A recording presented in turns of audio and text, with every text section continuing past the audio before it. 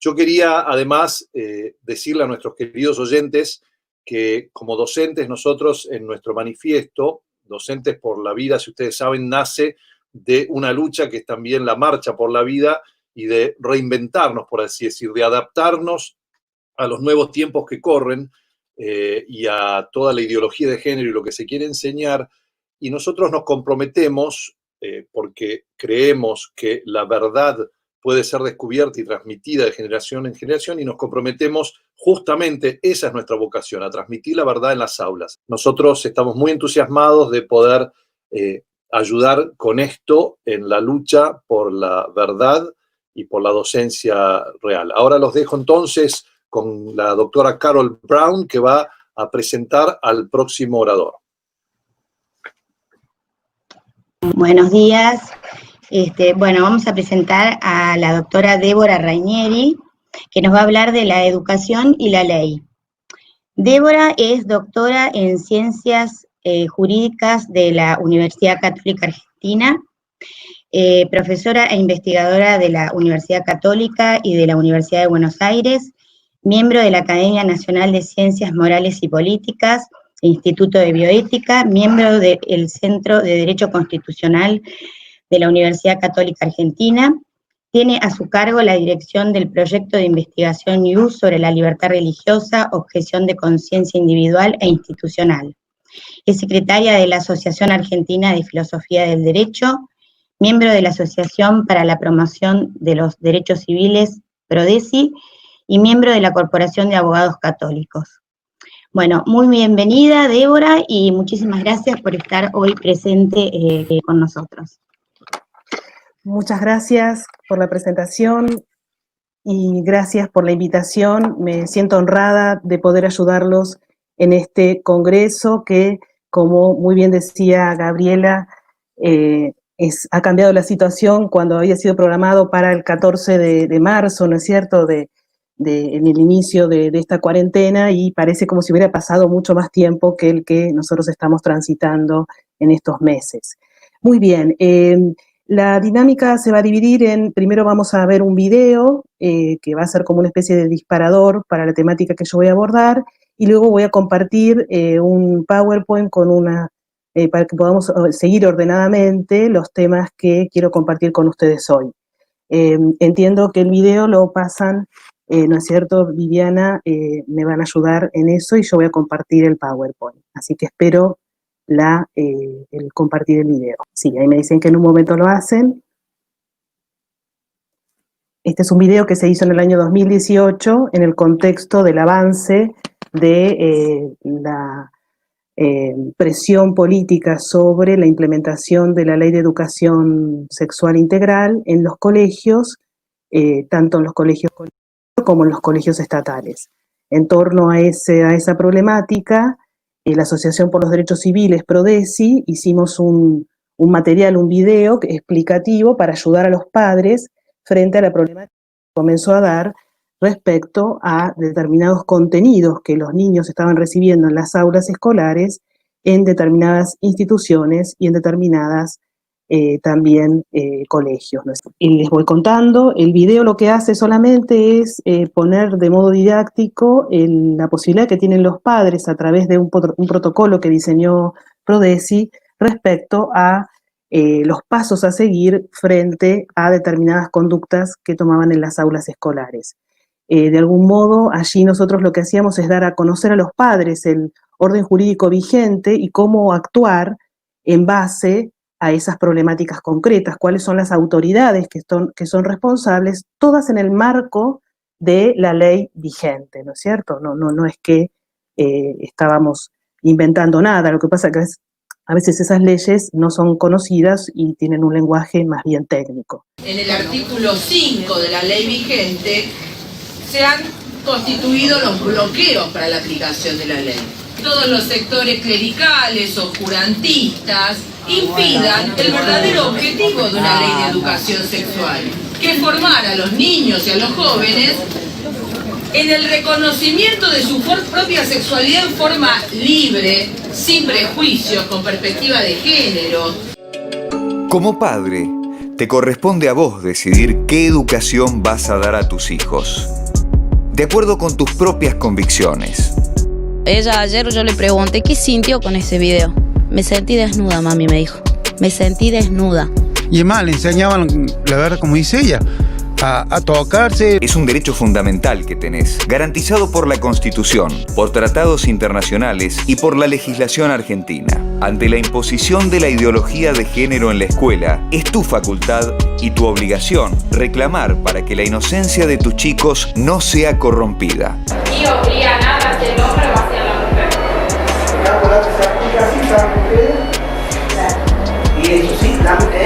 Cuando la educación sexual integral sea usada como pretexto para adoctrinar a tus hijos, te recomendamos que guardes los materiales como prueba y alertes a otros papás.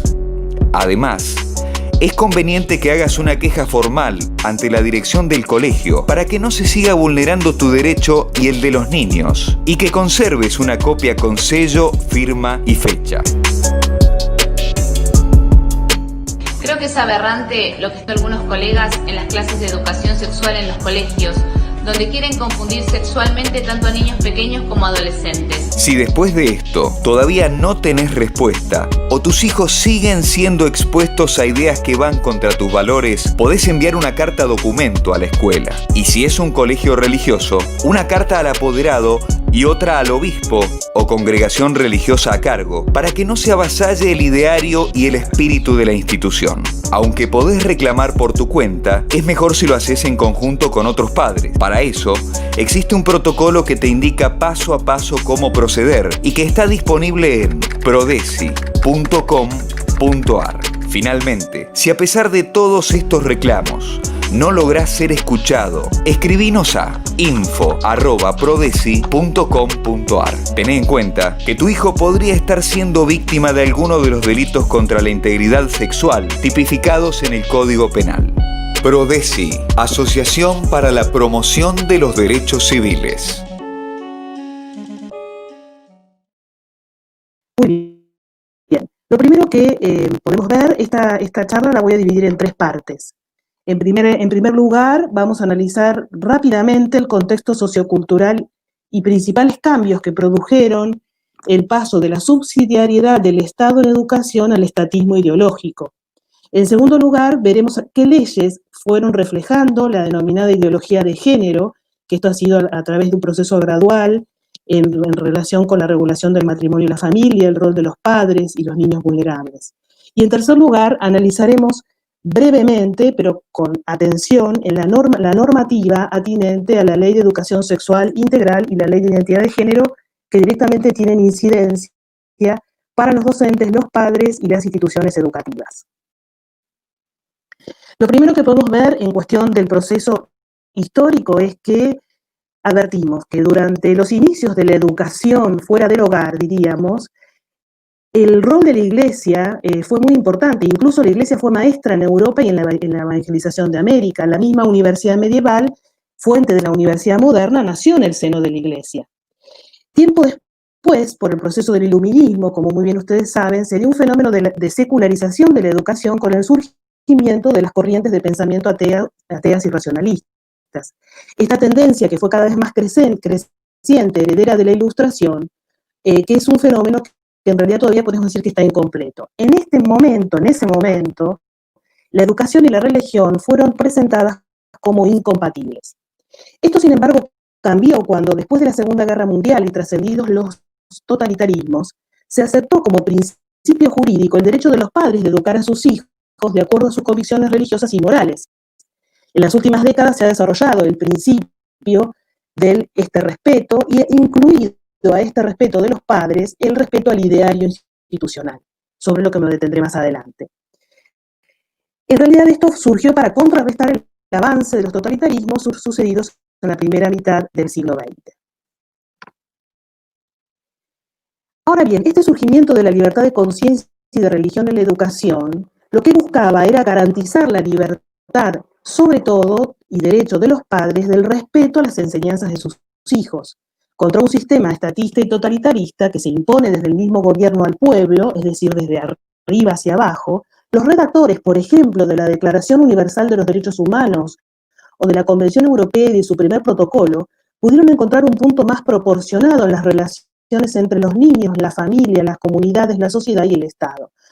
Como ha señalado muy bien un gran estudioso europeo, Gregor Pupin, en una sociedad en la que hay subsidiariedad, el punto de equilibrio en las relaciones entre el niño, la familia, las comunidades, la sociedad y el Estado es de armonía. Cuanto más vital es esta armonía, menos se necesita el poder del Estado. El contexto cultural de esta subsidiariedad, en el sentido de que primero está la familia y en aquello que la familia no pueda realizar está la escuela y el Estado, existía algo que conviene resaltar, que es que se tenía una visión positiva respecto de la familia, de los grupos intermedios y de la religión. Y por otro lado había una visión negativa sobre el Estado, el estatismo y las ideologías. Por lo tanto, el objetivo de todo este proceso jurídico y cultural era reconstruir a las sociedades de la base, desde las personas y las familias. Y fíjense ustedes que esto fue reflejado en muchísimas de las declaraciones, tanto a nivel del Sistema Universal de Derechos Humanos como también los regionales. Solamente para hacer referencia a algunos, no me voy a detener en la repetición, diríamos, de uno y otro tratado, pero si vemos incluso hasta su formulación. En la Declaración Universal de los Derechos Humanos, el artículo 16.3 dice: la familia es el elemento natural y fundamental de la sociedad y tiene derecho a la protección de la sociedad y del Estado. El Pacto Internacional de Derechos Civiles y Políticos: la familia es el elemento natural y fundamental de la sociedad, tiene derecho a la protección de la sociedad y del Estado. Se reconoce el derecho del hombre y de la mujer a contraer matrimonio y a fundar una familia. El Pacto de Derechos Económicos, Sociales y Culturales, casi con las mismas palabras, repite esta fórmula y hace hincapié en la amplia protección y asistencia que debe darse a la familia como célula básica de la sociedad. El mismísimo preámbulo del Convenio sobre los Derechos del Niño de 1989, tan citado, ¿no es cierto?, en la Argentina, dice: convencidos de que la familia como grupo fundamental de la sociedad y medio natural para el crecimiento y el bienestar de todos sus miembros, y en particular de los niños, debe recibir la protección y asistencia necesarias para poder asumir plenamente sus responsabilidades dentro de la comunidad, reconociendo que el niño, para el pleno y armonioso desarrollo de su personalidad, debe crecer en el seno de la familia en un ambiente de felicidad, amor y comprensión. La Carta Social Europea: la familia, célula fundamental de la sociedad, tiene derecho a una adecuada protección social, jurídica y económica. Por lo tanto, en todos estos documentos que todavía están vigentes, en su letra por lo menos, establecen la prioridad de los padres en la educación. Los padres tienen el derecho prioritario de elegir, dice la Declaración Universal de Derechos Humanos, la clase de educación que darán a sus hijos. Esta prioridad es la expresión de la precedencia y superioridad del derecho de los padres en la sociedad. Este derecho se ejerce contra el Estado y contra todos los grupos sociales. Por lo tanto, el rol del Estado es subsidiario, no debería absorber ni sustituir a las familias, sino por el contrario, reconocer y ayudarlas para que puedan cumplir sus responsabilidades propias y suplir las falencias de los padres cuando los niños son privados de una educación apropiada. Ahora bien, ¿cuál es el peligro que este modelo fue sufriendo a lo largo de las últimas décadas? Y podemos decir que un triple peligro. Por un lado, la absorción, la monopolización y la apropiación por parte del Estado ideologizado de los niños y los jóvenes. Y por eso, en esta problemática hay un elemento que nosotros debemos reparar permanentemente, que en su momento se había tenido conciencia de esta cuestión, que es de qué modo el Estado puede hacerse parte de los niños en su educación, quitar de su rol a la familia e incluso incidir ideológicamente en las escuelas para llegar rápidamente a implementar un modelo cultural. El primer paso, y ya fue dado, es el de quebrar a la familia. Fíjense ustedes, quebrándose la familia, dividiéndola, destruyéndola en muchos casos, dejo a esos niños en ese seno familiar en una desprotección, y a los mismos padres desprotegidos que, teniendo que correr detrás de la ley de la subsistencia en economías complicadas, se desatienden lo que sucede con estos niños. Entonces estos niños quedan más a merced de la escuela ideologizada, pensemos sobre todo en la escuela pública. Por lo tanto, podemos ver que a partir de mitad o de las últimas décadas, cuando la sociedad era todavía más homogénea, hemos visto una crisis en la institución de la familia, caída de las prácticas religiosas y el correlativo aumento del individualismo. Hay autores que señalan que el individualismo es la característica principal que consiste en excluir de la identidad personal todo lo que el sujeto no quiera, no elija por sí mismo, para acceder a una alta independencia que se confunde con libertad. El individualismo destruye los vínculos naturales, culturales y religiosos, destruye todo aquello que la gente posee en común, lo que construye su vida en sociedad. ¿Y cuáles fueron, fíjense ustedes, una enumeración de los modos de debilitar a la familia? Primero la desvalorización del noviazgo, luego la mentalidad del divorcio a través de las leyes, el egocentrismo y ausencia de solidaridad, una cultura de la anticoncepción, el embarazo visto como una enfermedad, el aborto y la cultura de la muerte, la intolerancia al sufrimiento, la ausencia de sacrificio, la vida adultocéntrica, ¿no? Pasan a ser los protagonistas de la familia, los adultos en sus autorrealizaciones personales y no los menores. Hay una pérdida de la protección del más débil. En la actualidad la sociedad occidental posee una visión muy extendidamente negativa entonces hacia aquello que le pone límite a este individualismo, entre ellas la religión y una larga experiencia de ataques a la familia, y una familia que ya está desestructurada. Pero aún, señalan los autores, en esto de la familia desestructurada y el hombre débil, cómo no recordar el libro de Zygmunt Bauman sobre la cultura de la modernidad líquida, ¿no? Que lo atribuye sobre todo al hombre consumista, ¿no? Y cómo eso ha destruido las sociedades tecnocráticas. Pero sin embargo, hay autores que dicen, aún dentro de la mayoría de la población, algunas minorías parecen quedarse en la excepción de esa tendencia y cuidan la vida constitutiva de sus comunidades de modos diferentes. Estas minorías son las que hoy están en riesgo y están siendo atacadas a través de leyes que con mayor violencia intentan imponerse de manera homogénea. Los nuevos fenómenos sociales son la desagregación de la sociedad subsidiaria, produce un vínculo estrecho con el Estado, el cual aparece entonces como el último factor de cohesión. Al mismo tiempo, las comunidades tradicionales, mientras se convierten en minorías, están en soledad, pero también son más visibles como lámparas en una sociedad líquida de relativismo individualista. A veces sus rostros son vistos como hostiles por el relativismo cultural. Cuando la cohesión social es débil, las escuelas se transforman en el mejor escenario para lo político. El Estado se convierte en un hacedor de unidad y cohesión para combatir la disgregación. Es un proceso social top-down que consiste en imponer la integración a través de una modernización forzada, la cual vuelve a implicar la secularización.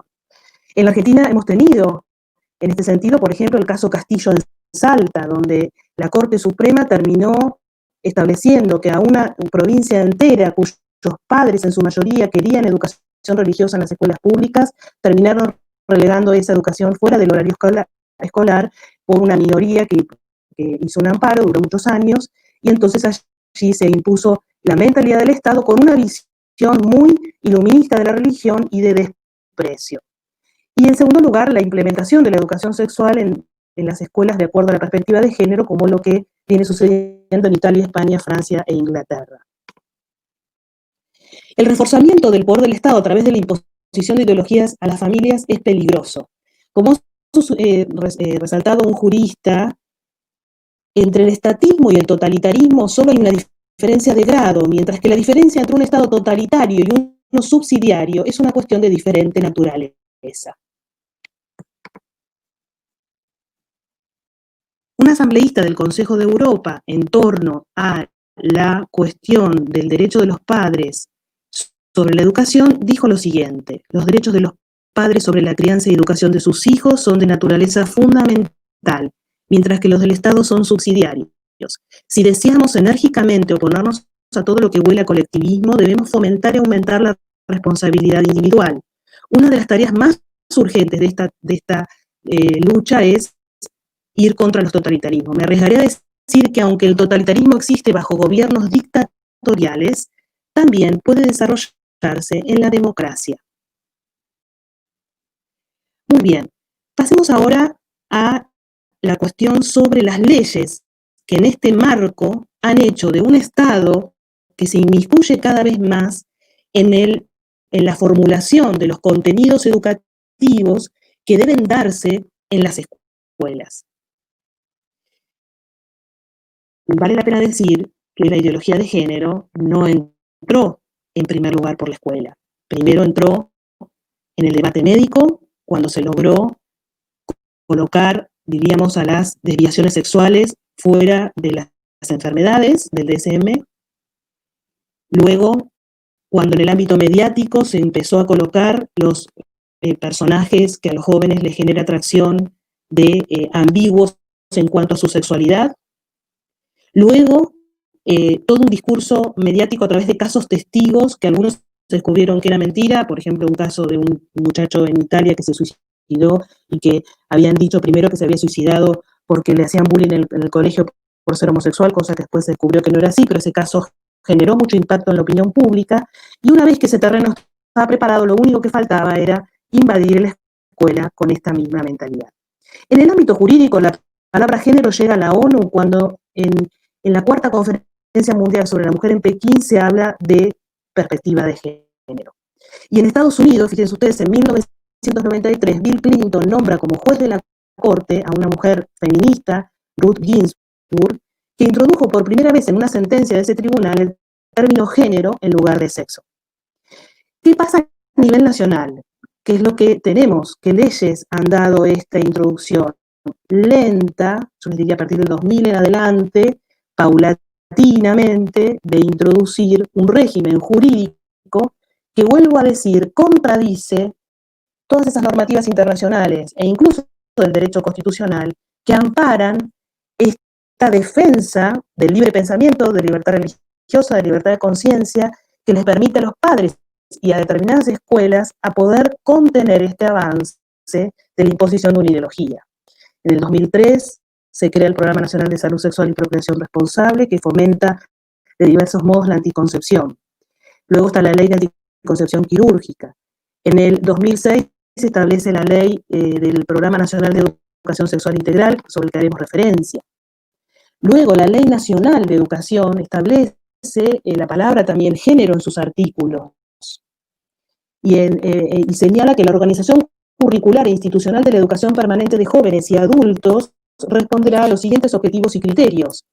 Entre ellos, incorporar en sus enfoques y contenidos básicos la equidad de género y la diversidad cultural. Luego tenemos otras leyes que no tienen que ver con la educación, pero que van a ser citadas para la ideología de género, como ustedes muy bien ya saben, el cambio en la ley de matrimonio civil, el llamado matrimonio igualitario, y luego en el 2012 la ley de identidad de género. Yo voy a tener estas dos leyes para cumplir con el plazo establecido. Pido disculpas por los inconvenientes tecnológicos, a pesar de que nos hemos reunido ayer para ensayar. Lamento que esto no haya salido bien en esta parte, que es lo siguiente. Por un lado, la Ley de Educación Sexual Integral es de 2006. Voy a leerles las partes que son atinentes. En el artículo primero se dice que todos los educandos tienen derecho a recibir educación sexual integral en los establecimientos educativos públicos de todo el país.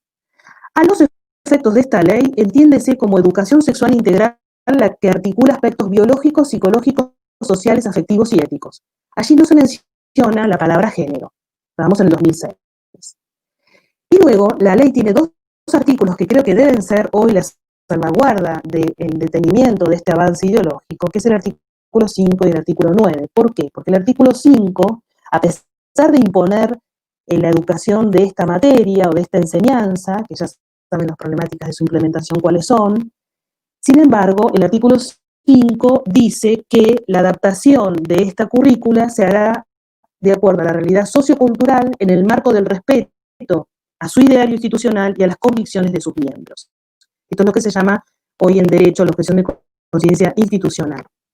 Y luego el artículo 9, que generalmente no se lo nombra mucho, faculta o pide a las escuelas, ¿no es cierto?, que hagan espacios de formación para los padres y responsables con diferentes objetivos, y en el último, esto es tres objetivos, dice vincular más estrechamente la escuela y la familia para el logro de los objetivos del programa. Quiere decir que esta educación no puede hacerse separada de la familia y el derecho de los padres de educar a sus hijos en sus valores morales y religiosos. Pero lamentablemente, luego en el 2012, ya sabemos muy bien que esta ley de educación sexual ha tenido proyectos de reforma en las que este artículo 5 se quiere derogar, en la que esta participación de la familia y el respeto a los colegios incluso privados o de confesiones religiosas se quiere derogar, pero todavía está estos artículos vigentes. Respecto a la ley de identidad de género, que es una de las que más ha generado complicaciones porque ha generado reclamos y confusiones en los menores, ahí me voy a hacer referencia a algunos pocos artículos. El primero dice el derecho a la identidad de género. Toda persona tiene derecho al reconocimiento de su identidad de género, al libre desarrollo de su persona conforme a su identidad de género, al ser tratada con su identidad de género y en particular ser identificada de ese modo en los instrumentos que acreditan, es decir, sus documentos y elementos de acreditación de la identidad. El artículo 2 increíblemente define, es raro que las leyes definen, cuando definen las leyes hacen como una nueva construcción de un concepto. ¿Qué se entiende por identidad de género? Dice, se entiende por identidad de género a la vivencia interna e individual del género tal como cada persona la siente, la cual puede corresponder o no con el sexo asignado al momento del nacimiento, incluyendo la vivencia personal del cuerpo. Esto puede involucrar la modificación de la apariencia o la función corporal a través de medios farmacológicos, quirúrgicos o de otra índole, siempre que ello sea libremente escogido. También incluye otras expresiones de género como la vestimenta, el modo de hablar y los modales. Respecto al ejercicio de este derecho, dice toda persona podrá solicitar la rectificación registral del sexo y el cambio de nombre de pila e imagen cuando no coincidan con su identidad de género autopercibida. El artículo 4 establece cuáles son los requisitos. Ustedes saben muy bien que el primer requisito es que tiene que tener una edad mínima de 18 años. Esto es común en todas las leyes de identidad de género del derecho comparado. Sin embargo, por vía jurisprudencial se ha autorizado este cambio de identidad del sexo a menores de edad a través de autorizaciones judiciales. ¿Cuáles son, a modo de conclusión, las problemáticas que esta normativa ha generado en la educación? Fíjense ustedes, en primer lugar, la concepción de la ley como un instrumento para construir una nueva verdad moral, biológica y aún ontológica. Aquí se presenta el problema de la ley injusta, inicua y corrupta. Debemos obedecer una ley de este tenor que intenta cambiar la mismísima realidad evidente. ¿Quién puede dudar hoy de la distinción entre varón y mujer siendo tan evidente? La ley define con la pretensión de cambiar una realidad. Aplica principios de Yogyakarta, ¿no es cierto?, 2007, que es una legislación internacional sin carácter vinculante para el país. El deseo o imaginación es el fundamento del ser de las cosas y de la identidad de las personas. Se pueden producir conflictos concretos, como ya sabemos en casos que se han dado. Confusión en la niñez, que puede ocasionar un daño de por vida, con todo el tema de la hormonización.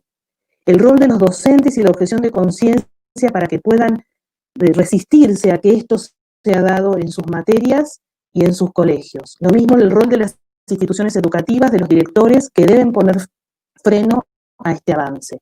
Y el rol de las familias, que muchas veces desprotegidas, siendo minoritarias en su reclamo, frente a un Estado que avanza cada vez más sobre el rol de los padres en la educación de los hijos.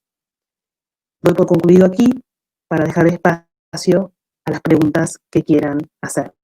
Muchas gracias.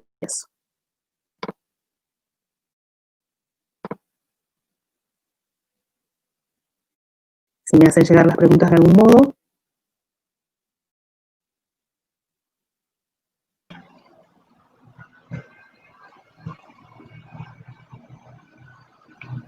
Bueno, acá, sí, acá estaban preguntando en el chat qué estrategias podemos utilizar para detener el avance del Estado, bueno, sobre todo los temas que vos estás tratando, y también sobre uno de actualidad que tiene que ver con la educación en los colegios católicos. Bien. Con respecto al como- tema de que no se respete el ideario, perdón.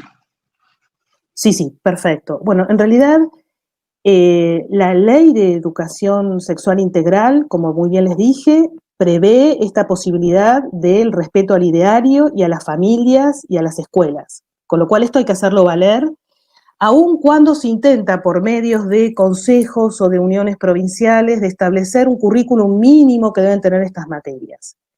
Creo que aquí hay que hacer valer solamente el texto de la ley y en todo caso resolver caso por caso, casos concretos, ¿sí? Pero en esto tiene que haber una claridad conceptual de qué es lo que está en juego en los directores, en los docentes y en los padres de familia. Y yo me atrevo a decirles que incluso esta defensa de la libertad de conciencia se debería poder hacer aún en los colegios estatales, aún en aquellos maestros, porque uno de los problemas que ha traído esta ley es el obligar a docentes a dar temas que no son de su competencia, por un lado. En segundo lugar, temas que pertenecen a la intimidad de las familias. En tercer lugar, temas que desde incluso de la psicología y la psiquiatría hoy están puestos en duda, del daño que puedan generar. Entonces la responsabilidad de los docentes en esto es muy grande, y sobre todo los directores de colegio, porque los directores de colegio, que son aquellos que eligen a sus docentes, que ponen el material de estudio, son aquellos que deben estar atentos a esto. Sabemos muy bien toda la presión que hay respecto a encuestas anónimas, ¿no?, que se han dado, pero aquí hay que poner un freno, y les diría que tan solo es citar la ley vigente, tan solo eso. Ahora, el problema es que cuando se genera la confusión de decir, no, pero está la ley de identidad de género, y entonces cualquier niño que viene y plantea que se percibe distinto, entonces si el maestro dice algo distinto en el aula, no, habrá que ver cada caso concreto, que no hay muchos, ojo, porque es una gran minoría lo que está pasando, y hay todavía conciencia, creo que de algún modo mayoritaria, y sobre todo en el interior del país, de que esto no es así. Se quiere cambiar una realidad y ponerlo en los docentes, que muchas veces de modo inocente creen que esto va a llevar a la no discriminación, requiere una puesta en conciencia de lo que está en riesgo en este cambio cultural. Entonces, jurídicamente diríamos hay que defenderse. La ley está de un modo amparando el ideario, y después tenemos, yo no lo mencioné, pero la libertad de conciencia, libertad religiosa, tanto colectiva como individual, es un derecho constitucional e internacional, con lo cual hay maneras y argumentos de defenderse, y ya ha habido casos en otros países, incluso en los tribunales internacionales, que esto lo han hecho valer. Con lo cual es cuestión de estar atentos, no dejarse imponer por una idea de que si yo no doy esto puedo ir casi preso, diríamos, ¿no? Esa es un poco la idea que dan los medios, porque además lo van a buscar esos casos testigos. Ya ha habido algunos casos de colegios que han sido atacados por estas cuestiones, pero hay que defenderse. Creo que aquí el desafío muy grande es la formación de los docentes en estas cuestiones, el rol que ellos tienen en poder estar atentos a esos casos particulares que se van a empezar a dar en las aulas desde cada vez más chiquitos, y el colegio poder responder de una manera interdisciplinaria con equipos capacitados, porque a veces el docente excede, ¿no? Es un profesor de matemáticas, un profesor de historia, otras materias, no puede resolver estas cuestiones que no son de su competencia. Entonces allí estar atentos, y requiere una mayor formación y equipos por parte de las escuelas. Es un gran desafío, pero no imposible. Bueno, y también acá preguntan con respecto a los padres, ¿no? O sea, ¿cuál es el derecho que tiene la familia o los padres, bueno, para la educación de sus hijos? Sí, que creo que un poco lo dijiste, pero bueno, para una definición final. Bien.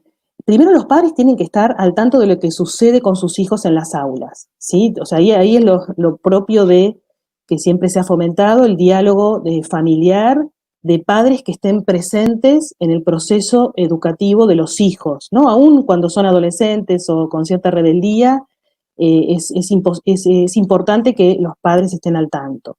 En cuanto los padres ven que el colegio, o ya sea que va en contra del ideario institucional, porque puede pasar que dentro de un mismo colegio católico, confesional o con determinado ideario de principios morales, los docentes implementan o creen que pueden hablar de determinadas cuestiones, inmediatamente hacerlo saber a la escuela, hacerse presente, reclamar, siempre de manera amistosa, por supuesto, de manera de diálogo, pero si el colegio rechaza esta participación de los padres o este detenimiento de un avance que va más allá del rol de los profesores y del colegio, hay mecanismos diferentes de poder hacerlo saber a las autoridades que sean responsables en esto, ¿sí?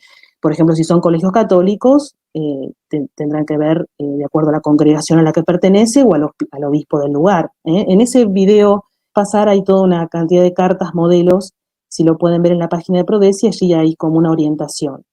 Y si no, bueno, pedir ayuda a aquellos que puedan orientar. Nosotros hemos tenido muchos reclamos de padres que han tenido estas problemáticas y en la gran cantidad de los casos ellos han reclamado y han podido tener incluso a veces directores que se enteraban gracias a los padres de lo que los profesores hacían en las aulas, ¿no es cierto? Y se estaban extralimitando, abusando en el derecho de enseñar. Bueno, creo que ya no tenemos más preguntas. Acá dice, como madre, ¿puedo negarme a que mis hijos reciban charlas sobre identidad de género? Bueno, creo que ya Sí, claro. Sí, claro, y hay que ir primero a hablar a las autoridades del colegio y sobre todo los padres tienen derecho a conocer el contenido que se les da, ¿sí? Estos talleres que se han dado de manera muy desordenada en algunos colegios, muchos padres se vieron sorprendidos de repente en un contenido que les daban a sus hijos sin que ellos supieran que eso se les iba a dar.